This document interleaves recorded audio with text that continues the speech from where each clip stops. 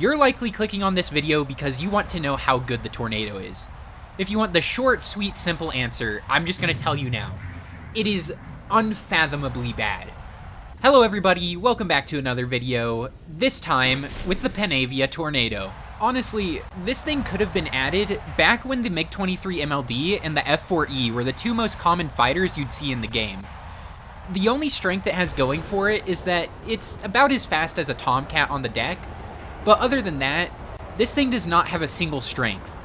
Normally, when I make a video, I try and edit out the clips where I don't do too well because I want to try and showcase the strengths of the plane so that you guys can learn something from it. Unfortunately, the problem with the Tornado is that it literally doesn't do anything good outside of being a little bit fast so you can bomb faster. It isn't even good close air support either because it's mostly unguided munitions. You only get 2 paveways, which is a laser-guided bomb. And if you want to tell me that you would rather play that than the Harrier GR7, which gets 6 of them, or if you're Germany, the Su-22, which carries multiple laser-guided air-to-ground missiles, this thing just does not compete in any category. I mean, if you're Italy, you're already kind of struggling for close air support anyway. I can't think of a single person who plays top-tier Italy ground. So, just because this is the best you get does not make it good. I tried everything I could to try and make this plane good, because I wanted to believe that it could be at least a little bit viable. You know, I rushed on the deck, I climbed, I took as little fuel as possible, trying to just carry out the match on my drop tanks until I get into a fight. But it's just... Have you ever played the Mirage 3 or the Kafir? They're both in the same family.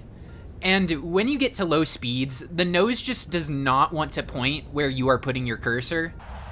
Yeah, the Tornado does that at every single speed, and it doesn't even pull that well in the first place. And you can't really abuse the swing wings either, like you can on the Tomcat, the MLD, the Su-17. These aircraft can throw their wings forward without ripping. Even the Su-17 has a lot larger threshold for the wings to be able to come out, even though it's full manual controls. The problem with the Tornado is that the auto wing sweep only has 2 positions, fully forward and fully back, and it only throws it back once the wings are at their rip threshold, meaning you're never going to be able to use the wing sweep on this thing better than the auto wing sweep does it. Also, you've probably noticed by now that the countermeasures are mounted on the wings in pods. It doesn't come internally installed inside of the aircraft. It just adds a bunch of drag on your wings, but you're basically forced to take it because not having countermeasures in top tier is kinda suicidal. Okay, so what about the armament? Well, you only have 2 AIM-9Ls, and the AIM-9Ls also just got nerfed this patch, so it's not even like an outstanding missile. It's above average, sure, but it's not going to be 2 guaranteed free kills anymore. With the recent 9L change, I've noticed that people are able to try and turn in and get its side aspect, and when they do that, the 9L will be able to be decoyed with 2 to 3 flares.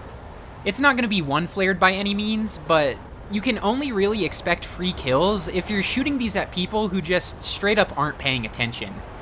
They still have really good range, so you can sometimes surprise people with them, especially combining it with your speed. But other than that, you just have no kill potential. The guns are even worse, cause good luck getting your nose on anything.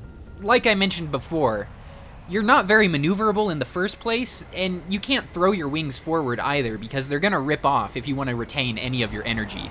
I know it's the new shiny jet that a lot of people were looking forward to, but I'm so sorry. I can't in good faith recommend it to anybody with how bad it is right now.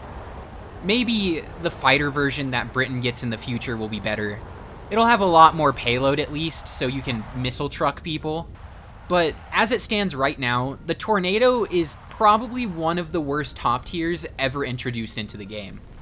I could easily name off the top of my head an aircraft for every nation that has the Tornado that does its job much more effectively. If you're a British player, the Harrier GR7 is going to be your best bet.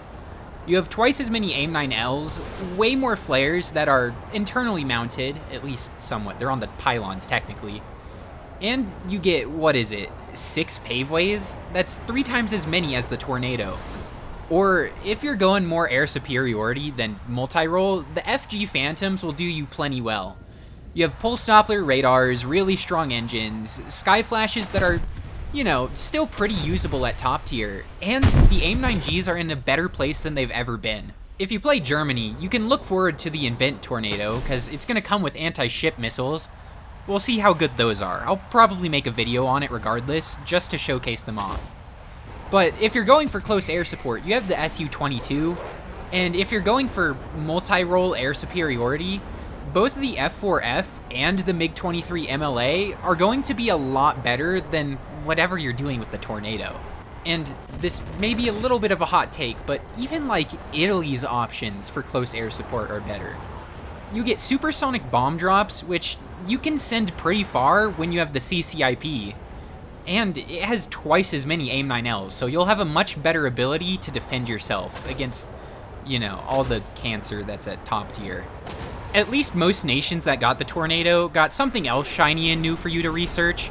The Sea Harrier if you're a British player, and the F-16 if you're an Italian player.